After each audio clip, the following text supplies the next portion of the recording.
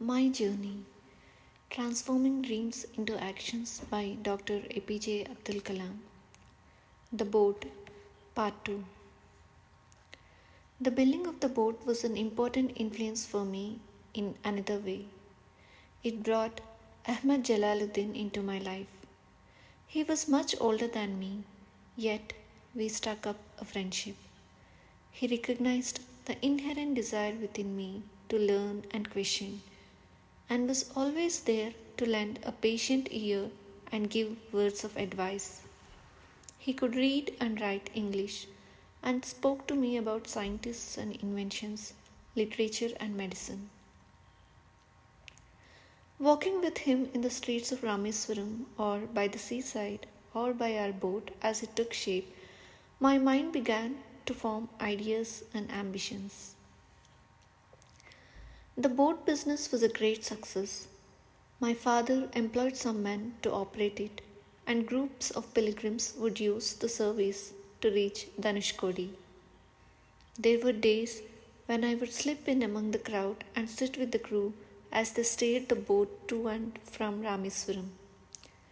I heard the story of Rama and how he built a bridge to Lanka with the help of his army of monkeys, how he brought back Sita and stopped at Rameswaram again so that they could perform penance for having killed Ravana, how Hanuman was told to bring back a large lingam from far up north, but when he took too long, Sita would not wait and fashioned the lingam with her own hands to worship Shiva.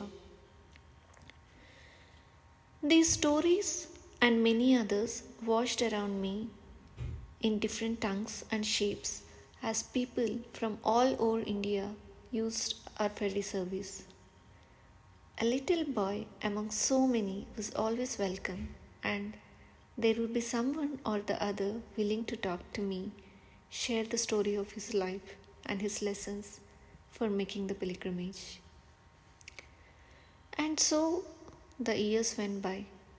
My school, teachers, Ahmad Jalaluddin, and others taught me so many things. But the boat and the people who sailed in it were no less important. In this way, among the waves and the sands, laughter and stories, the days flew by. Then one day, disaster struck. The Bay of Bengal is hit frequently by cyclones. The months of November and May in particular are dangerous in this regard. I still remember the night of that terrible cyclone vividly.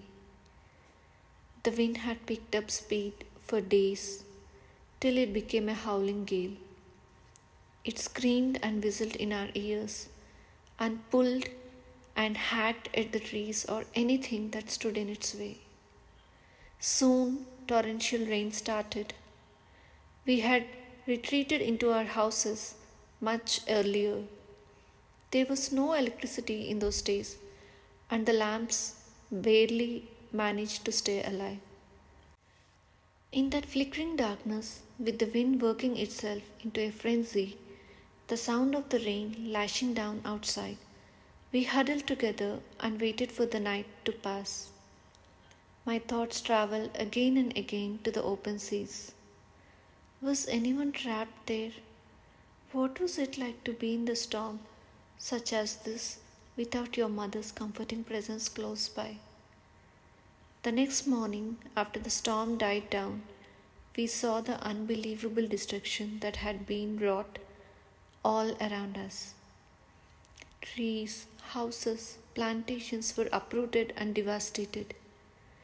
The roads had disappeared under water, and debris flown in by winds that had come in at the speed of over 100 miles an hour.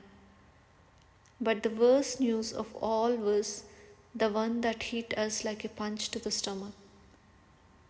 Our boat had been washed away.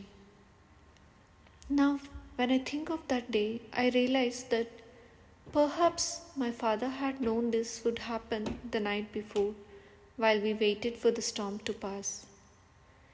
In his life, he had already witnessed so many storms and cyclones. This was just one of them.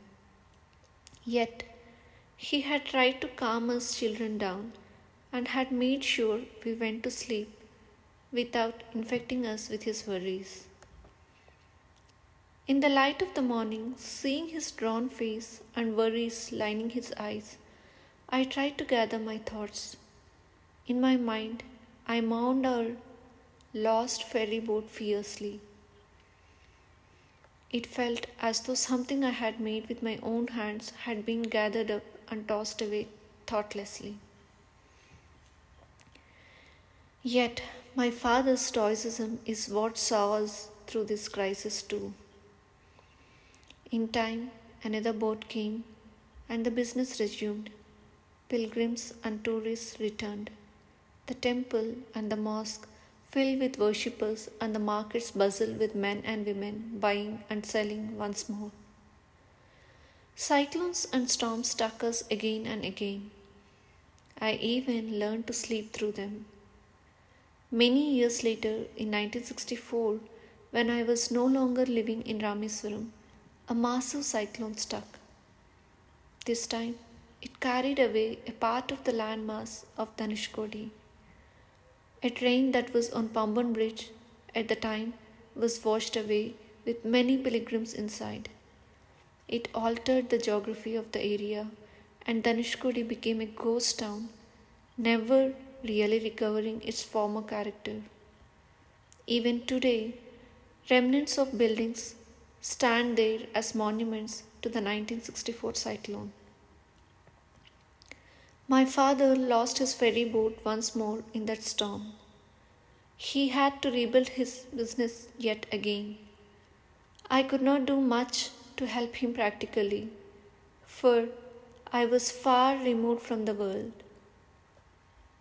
But when I struggled to give shape to the satellite launch vehicle rocket or the Prithvi and Agni missiles, when the countdowns and takeoffs were disrupted, and our rocket launch sites situated by the Bay of Bengal in Tumba and Chandipur were rained upon, I always remembered the look on my father's face the day after the storm.